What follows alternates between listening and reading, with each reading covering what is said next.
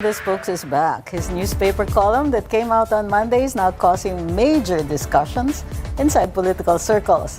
Claims there is an alleged move to amend the Constitution, not for reform, but to prevent a possible return of Duterte power in 2028. On the same day the column came out, the Senate leadership also changed. Was it a coincidence or part of a larger realignment?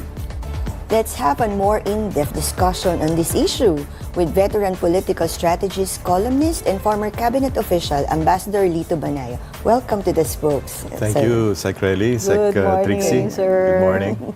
So your column has causing waves right now. So what do you think? After the Senate coup, do you think that that was a coincidence after your column came out? I didn't expect that there would be a Senate coup on the day that column appeared. I wrote that column on Saturday morning and filed it before to my opinion editor.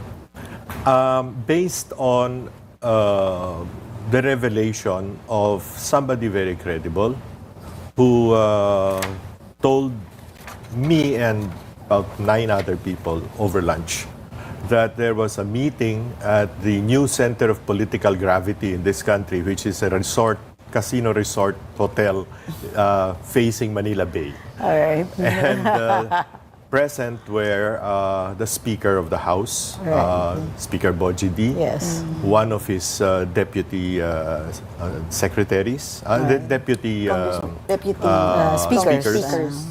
Then there was Senate President or former Senate President Tito Soto, along with the Secretary of the Senate, Dong Mendoza. No? And what was discussed, what was on the table, was the move to constitute a constituent assembly to amend the Constitution. And apparently, from my source, it was the timetable is soon, no? Soon, which of course the same way as forthright can be immediately or can be after the SONA. Yes. Actually, that's the question, sir. Yeah, it could be so. Is there time for that? What was discussed was first as sweeteners so that both the House and the Senate would agree was term extension for senators who will face re-election in 2028. So 3-year term extension, and term extension for congressmen who will have to run in 2028 because they only have 3 years, a 3-year term. No? This is supposed to be the sweeteners that would convince them to agree to a constituent assembly to amend the Constitution. No? The other sweetener for the senators, or probably for the public, was that senators would thereafter, after the new constitution, or after the constitution is amended, senators would be elected by region, which is one of the fervent desires of the Visayas Mindanao voters.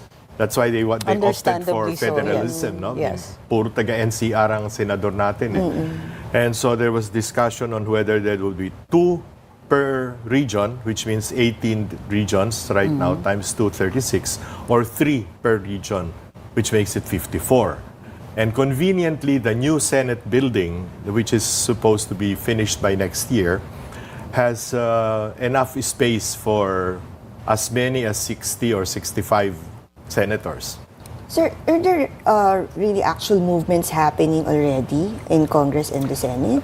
Okay, I checked with sources in Congress, and they confirmed that there are whispers about that.